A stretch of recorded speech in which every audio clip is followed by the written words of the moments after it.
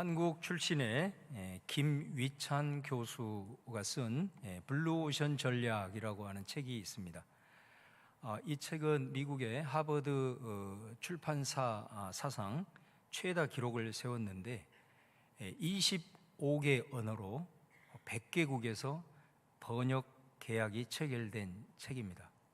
영어로 출판이 돼서 우리나라로 말로 번역이 되었죠. 이것도 이 블루오션 전략은 새로운 시장을 개척하는 그런 원리 또 방법에 관한 일종의 기업 경영, 마케팅 전략과 관련된 그런 책입니다.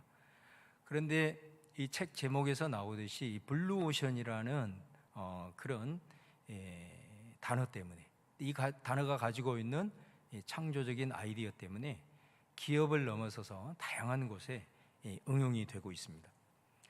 여러분, 여기에서 밝히는 블루오션 전략의 기초가 무엇인지 아십니까? 그것은 가치 혁신이라는 것입니다. 우리가 혁신하면 기술 혁신을 먼저 떠오르잖아요. 블루오션을 말할 때는 이 기술 혁신만을 가지고는 안 됩니다. 왜냐하면 기술 혁신만으로는 한정된 수요 시장에서 나름대로 그 안에서 서로 물고 물는 이런 아주 피 터지는 경쟁을 하기 때문에 이런 경우에는 블루오션이라는 말을 쓰지 않고 그 반대말인 레드오션, 피바다라는 그런 개념을 말합니다. 그러니까 이 블루오션은 가치를 혁신하고 기술 혁신만이 아니라 가치를 혁신함으로써 모든 영역에서 이전에 한 번도 생각하지 못한 그런 창조적인 아이디어를 의미하는 것이고, 또 마케팅 전략에 있어서도 기존 시장이 아니라 새로운 시장을 개척하기 위해서 기존의 틀을 완전히 180도 다 뒤집어 엎는 그런 전략을 말하는 것입니다. 그러다 보니까 요즘은 이 블루오션 인생이라는 그런 개념도 나와서 많이 회자가 되고 있습니다. 지금까지는 내가 어떤 한정된 영역 안에서 경쟁하며 살았는데 아무도 가지 않는 나만의 길을 찾아서 간다라는 의미의 말씀입니다. 그러니까 이렇게 되기 위해서는 이제까지 내가 가지고 있었던 생각, 내 고정관념을 통째로 뒤집어 엎어야만 가능합니다. 그것이 내 진로이든 내 삶의 방식이든 기존의 틀을 과감히 깨뜨리는 용기가 필요하다는 것입니다. 그럴 때만이 아무도 가보지 않는 저 푸른 대양이 내 인생 앞에 펼쳐질 수 있다라는 것이죠. 기존의 틀 안에서 무엇인가를 바꾸는 것으로는 또 다른 경쟁의 연장선상이 될 수밖에 없기 때문에 그렇습니다.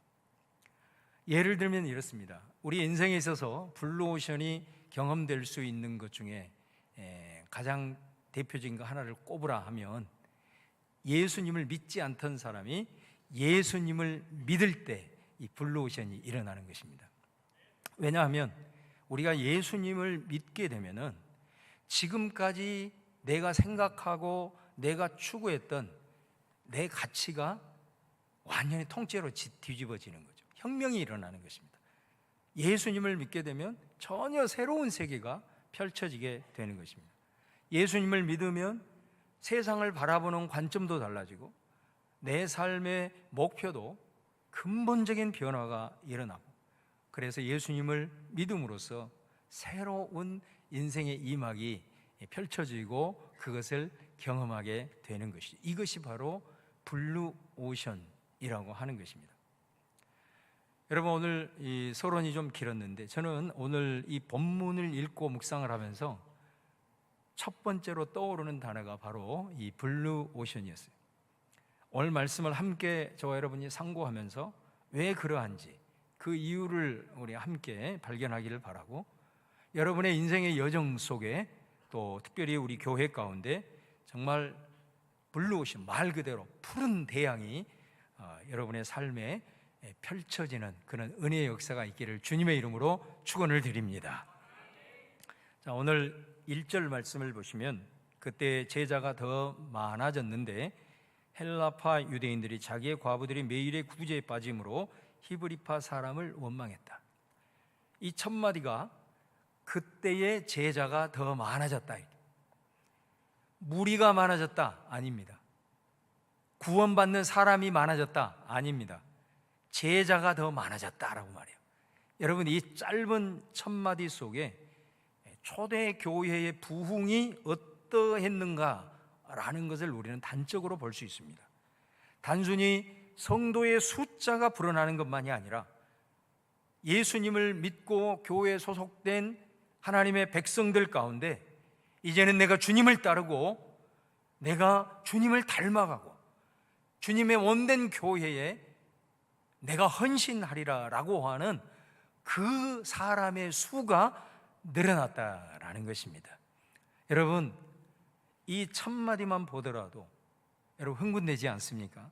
저는 이 말씀이 초대 예루살렘 교회에만 해당되는 말씀이 아니라 우리 본향 교회를 향해서 주시는 하나님의 음성으로 들리더라고요.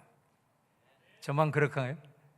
여러분, 이런 역사가 일어날 줄로 믿습니다. 분명히 일어날 것입니다. 할렐루야. 그런데 여러분, 이 초대 예루살렘 교회 부흥은 결코 자연스럽게 이루어지지 않았다는 거예요.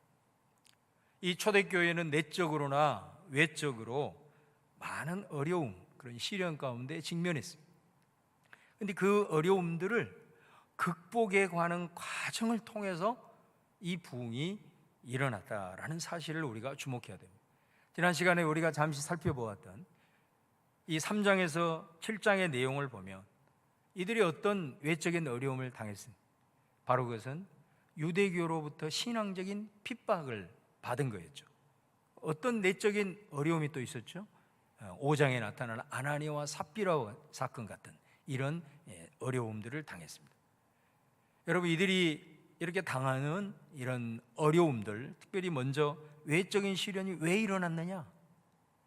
사실 여러분, 가만히 있으면 어려움은 오지 않습니다.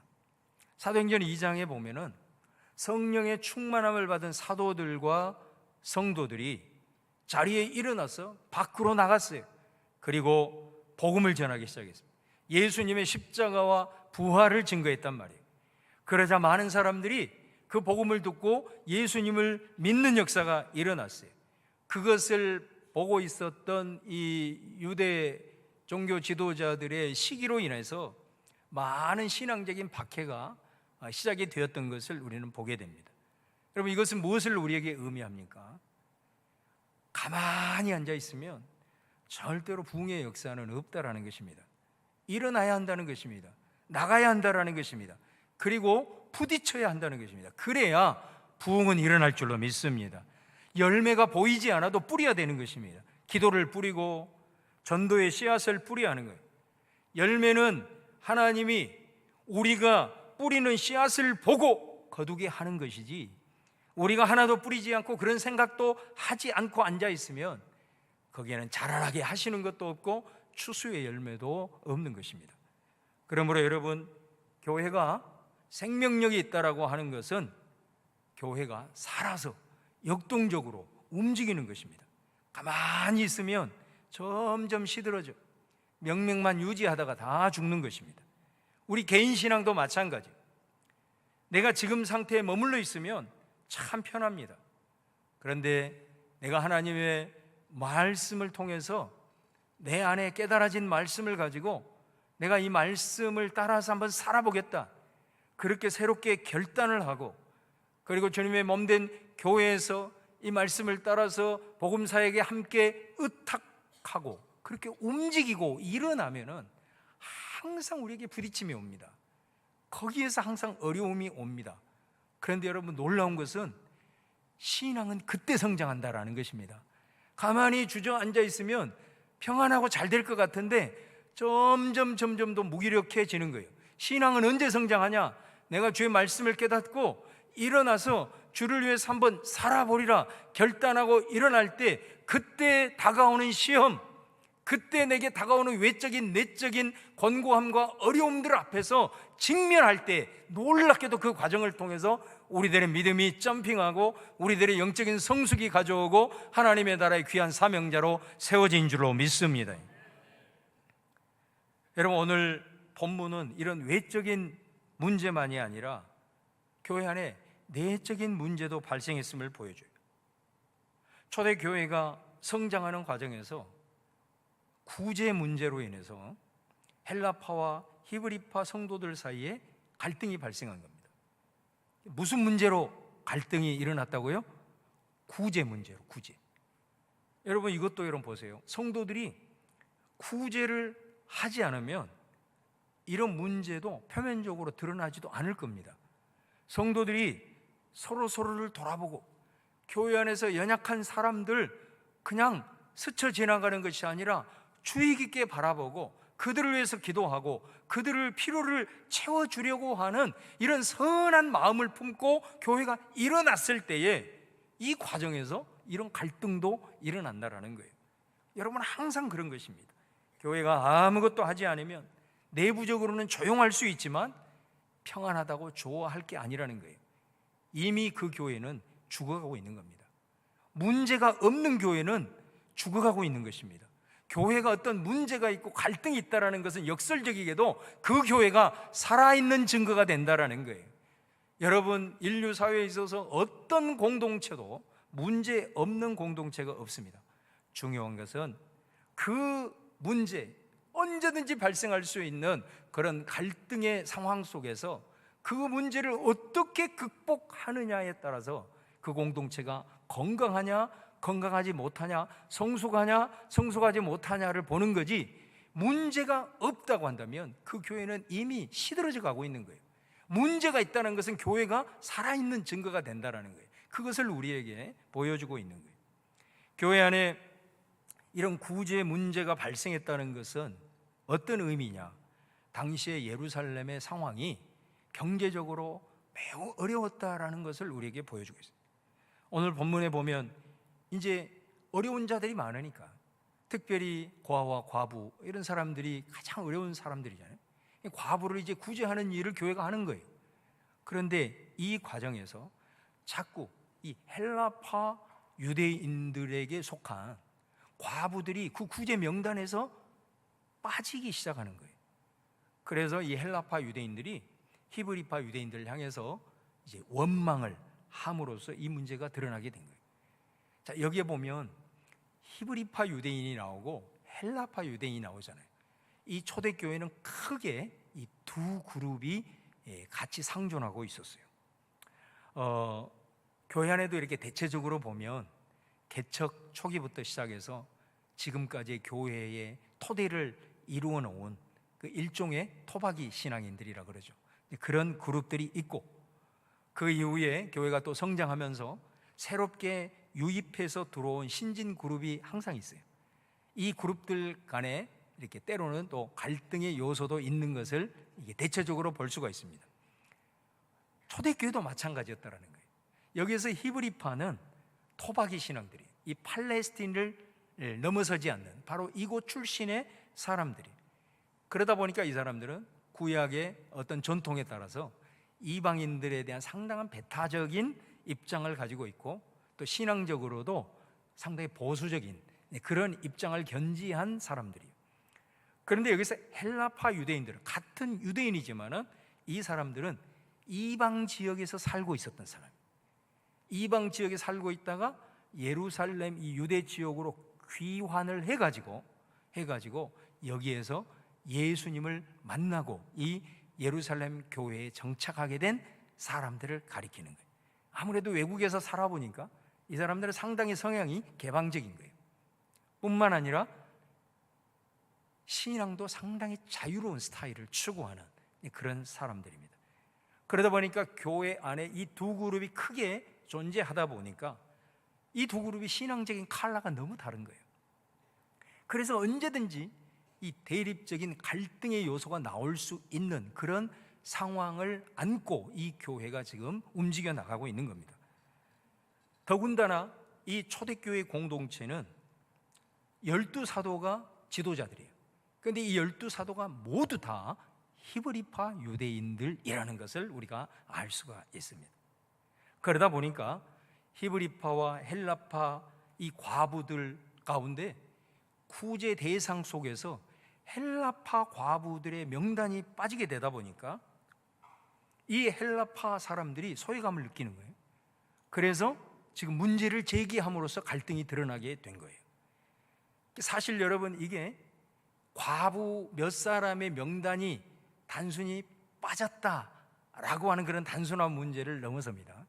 이 문제는 직접적인 원인이 되었지만 이게 갈등의 요소로 폭발하게 된 것은 사실은 이 두 그룹 사이에 가지고 있는 이 신앙적인 칼라의 차이 때문에, 혹은 이 교회 가운데 일종의 권력 구도가 반영이 되고 있는 문제였다라는 것을 알 수가 있습니다. 자, 이런 문제, 심각하게 될 수 있는 이 문제를 직면했을 때 초대교회는 이 문제를 어떤 방식으로 해결하느냐, 그리고 그 결과는 어떠했느냐, 이걸 보면서 오늘 초대교회의 블루오션의 마인드를 우리가 함께 상고하기를 원해요. 첫 번째, 사도들의 모습을 먼저 보겠습니다. 이 사도들은 아까도 말씀드린 대로 이 교회의 지도자들입니다. 그리고 당시의 사도들의 영적인 권위는 엄청났습니다.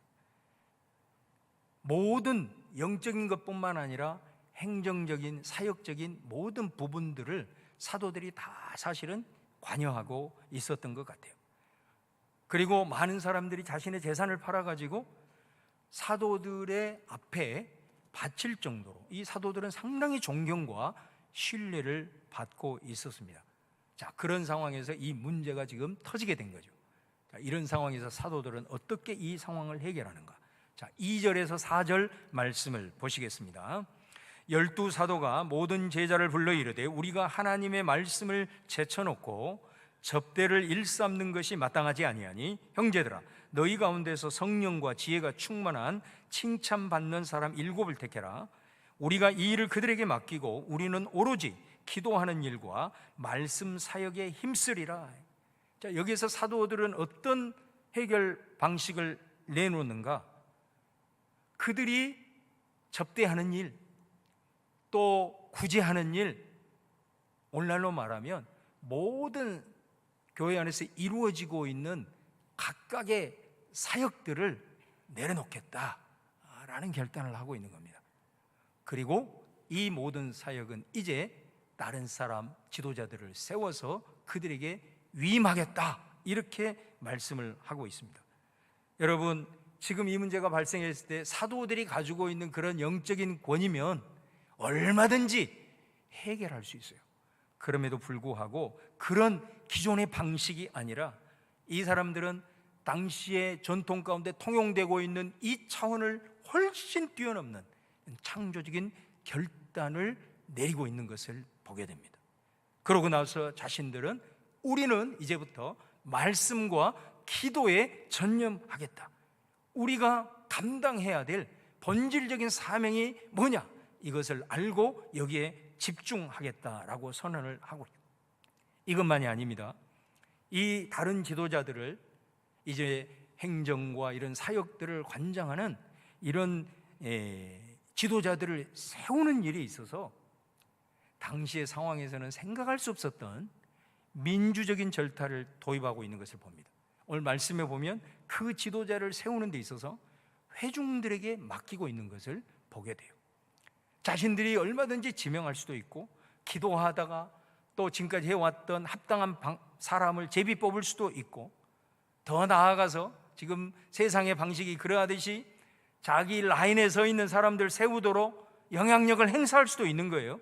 그런데 사도들은 그렇게 하지 않았어요. 자신들의 그런 모든 권리를 다 내려놓고 과감하게 회중들에게 이것을 다 맡기는 그런 민주적인 절차를 도입하고 있는 것을 보게 됩니다. 이 사도들의 이런 결단의 모습, 바로 이것이 당시의 상황 속에서는 보통의 생각으로는 생각할 수 없는 그런 블루오션의 가치 혁신을 이루고 있는 것을 보게 되는 겁니다. 그렇기 때문에 이 초대교회는 순간순간마다 새로운 하나님의 나라의 역사를 쓰는 줄로 믿습니다. 여러분, 우리가 초대교회 이런 모습들을 붙들고 이런 모습들을 회복해야 초대교회처럼 부흥의 역사를 이루어 가는 줄로 믿습니다. 두 번째로 회중의 모습을 보세요. 이 회중들이 사도들의 위임을 받아서 이제 지도자들을 뽑아요. 7명의 지도자들을 뽑는데 그 명단이 5절, 6절에 나와 있습니다. 제가 다시 봉독합니다. 온 무리가 이 말을 기뻐하여 믿음과 성령이 충만한 사람 스데반과 또 빌립과 브로고로와 니가노로와 디몬과 바메나와 유대교에 입교했던 안디옥 사람 니골라를 택하여 사도들 앞에 세우니 사도들이 기도하고 그들에게 안수하니라. 7사람의 지도자들 회중들이 뽑아서 그 명단을 가지고 사도들에게 제출을 하고, 사도들은 그들을 위해서 기도하고 안수하여 이제 임명을 하게 되는데, 이 7명의 면면을 보면 특징이 있어요. 어떤 특징이 있느냐면 이 7사람의 이름이 히브리식 이름이 아니라 다 헬라식 이름이라는 것에 특징이 있습니다. 특별히 마지막에 나오는 니골라 같은 경우는 이방인 출신이에요. 유대인이 아니에요. 이 사람을 가리켜서 유대교에 입교했던 안디옥 사람이라 이렇게 하죠. 이방인이었는데 이 사람이 개종을 해가지고 유대교인이 된 사람이에요. 그런데 이 사람이 이곳에서 예수님을 영접하고 초대교회에 들어온 사람이에요. 그러니까 이 니골라 이방인을 비롯한 이 7명 모두가 결국은 누구냐? 헬라파 유대인 그리고 이방인이었다라는 사실입니다. 여러분, 이것을 무엇을 의미합니까? 지금 이 초대교회 구성원은 이 두 그룹이 있지만은 거의 대다수는 히브리파 유대인으로 구성이 되어 있는 거예요. 그런데 이 회중들에게 사도들이 너희들이 7명을 택해라 라고 위임을 해줬을 때 이 회중들이 사람을 세웁니다. 어떤 방식으로 세웠는지는 모르나 사람을 세웠는데 그 지도자 7명을 택했는데 그 7명 모두가 히브리파 유대인은 한 사람도 없더라는 거예요. 다 헬라파 유대인이나 심지어 이방인들을 대다수의 히브리파 유대인들이 오히려 그 사람들을 세우더라라는 것입니다. 여러분, 이것이 블루오션인 거예요.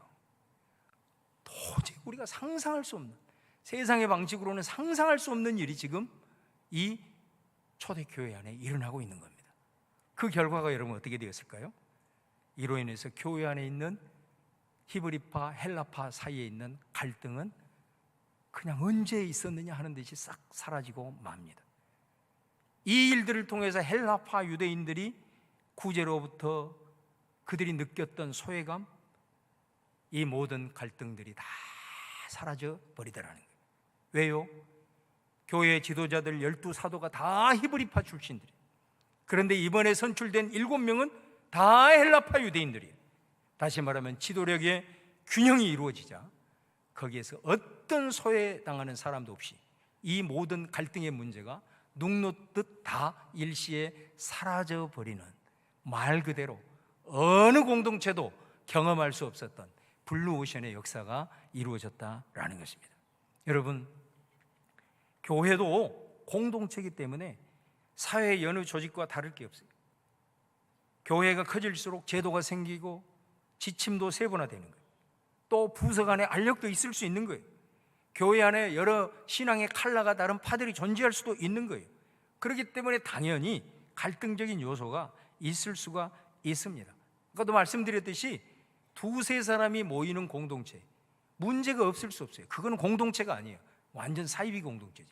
공동체는 어떤 모습이든 갈등의 요소가 있을 수가 있는 것입니다.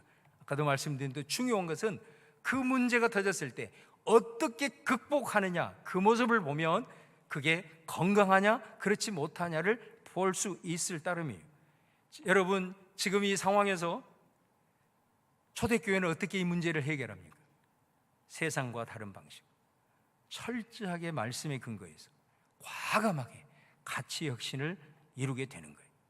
그렇기 때문에 그들은 이 갈등의 협곡을 지나서 블루오션의 큰 푸른 대양으로 뻗어나가는 역사를 이루는 줄로 믿습니다.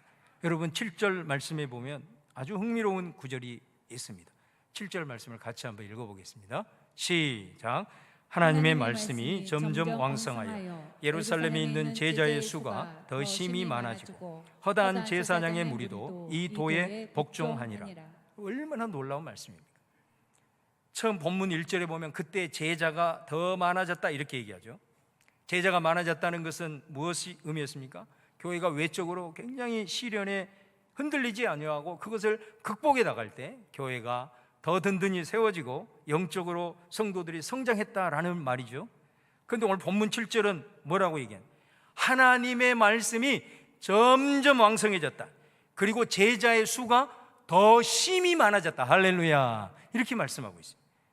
하나님의 말씀이 점점 왕성해졌다라고 하는 이 말씀을 통해서 우리는 이 공동체가 이 갈등의 문제를 해결하는 이 블루오션의 역사가 어디에서 나왔느냐라는 것을 알 수가 있는 거예요.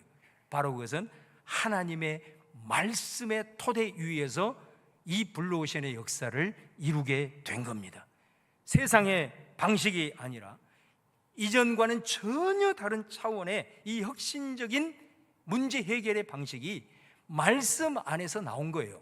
말씀에서 본질을 찾고 그곳에서 나온 거예요. 그러다 보니까 그 안에 있는 성도들이 이런 갈등의 상황 속에서 말씀을 붙들고 말씀으로 이 부분을 해결을 하다 보니까 이런 어려움들도 해결이 되네. 그러다 보니까 성도들 가운데 말씀에 대한 열망이 생기는 거예요. 말씀이 이 문제를 해결하는구나.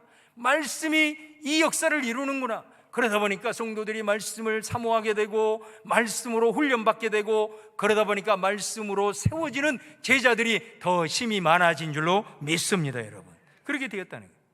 여러분, 그럴 때 제자들이 많이 세워질 뿐만 아니라 더 나아가서 교회를 바라보는 세상, 그리고 그들을 핍박했던 제사장의 무리도 이 복음의 도에 무릎을 꿇게 되었다, 이렇게 말합니다. 얼마나 도전이 되는 대목입니까, 여러분? 세상으로부터 조롱과 비난을 받고 있는 이 시대의 교회를 향한 초대교회가 전달하는 블루오션의 전략이 아닐 수 없습니다. 여러분, 세상이 교회와 그 복음 앞에 무릎 꿇게 하는 길은 우리가 세상을 변화시키려고 밖으로 나가지 않아도 됩니다. 오늘 적어도 말씀에 의하면 먼저 교회 안에서 어떤 문제가 발생하고 갈등의 요소가 있을 때 그것을 어떻게 해석하느냐, 어떻게 해결하느냐, 바로 그것은 우리가 가지고 있는 거룩하신 하나님의 말씀 안에서 분명한 본질을 찾고 그 말씀 속에 담겨있는 가치를 가지고 혁신을 이루며 나아갈 때에 세상의 제사장의 사람들이, 그들을 핍박했던 자들까지라도 이 교회의 복음 앞에 무릎을 꿇게 되더라는 것이죠. 여러분, 저는 오늘 이 말씀이 이 시대 가운데 우리 본향교회의 블루오션의 전략이 될 수 있기를 주의 이름으로 축원합니다. 우리가 외적인 시련과 물리적인 고난 앞에 무너지지 아니하고 직면하며 나갈 때에 영적으로 오히려 성숙하고 부흥했던 초대교회와 같이 우리 본향교회 성도들 한 사람 한 사람이 정말로 주님을 위해서 기치를 높이고 변화를 위해서 한번 내가 주님을 위해서 일어나 보리라 결단하며 나갈 때 물리적인 고난이 오고 관계 속에 어려움이 오고 시험의 상황이 왔을 때 우리 성령 하나님 꼭 함께 하셔서 그 과정을 극복하는 가운데 여러분의 믿음이 성장하고 영적으로 더 견고하게 세워지고 세상의 어떤 풍파에도 흔들리지 않는 하나님의 사람들로 세워지는 귀한 교회 공동체가 될 줄로 믿습니다. 때로는 우리 내부적으로 신앙적으로 다양한 컬러의 사람들이 부흥하면 부흥할수록 더 많아지게 될 터인데 그런 내부적인 갈등이 있을 때 성령님이 운행하셨던 이 초대교회처럼 지도자들과 온 회중들이 세상의 방식이 아니라 말씀 안에서 본질을 찾고 정말로 말씀 안에서 발견한 그 가치를 붙들고 지금까지 걸어보지 못했던 그런 혁신을 이루는 그런 결단을 통해서 정말로 이 시대 가운데 이 세상이 주목하고 정말로 복음 앞에 세상이 무릎 꿇을 수 있는 그런 역사를 보여줄 수 있는 우리 본향교회 그런 비전 있는 공동체로 세워지기를 기대하면서 오늘 말씀이 우리 모두에게 스며들 수 있기를 주님의 이름으로 축원을 드립니다. 여러분, 초대교회는 성령이 충만한 공동체였어요. 성령이 충만한 공동체라는 게 뭘 의미하는 거예요? 그들을 통해서 성령을 받아서 기적을 일으키고 은사가 나타나는 그런 부분만이 아니라 바로 이 사도행전 6장에 나타난 이 모습이 성령 충만의 가장 우리에게 보여주는 중요한 사례다라는 거예요. 성령 충만이 아니면 이 모습이 불가능하다는 거예요. 저와 여러분 성령 충만을 사모하고 오늘 다시 한번 이 초대교회가 어느 길도 걸어가지 못했던 블루오션의 길을 걸어갔던 것처럼 정말로 우리 본향교회 가운데 이 놀라운 일을 이루시는 하나님의 역사를 꼭 체험하고 주의 귀한 뜻을 이루는 공동체로 거듭날 줄로 믿습니다.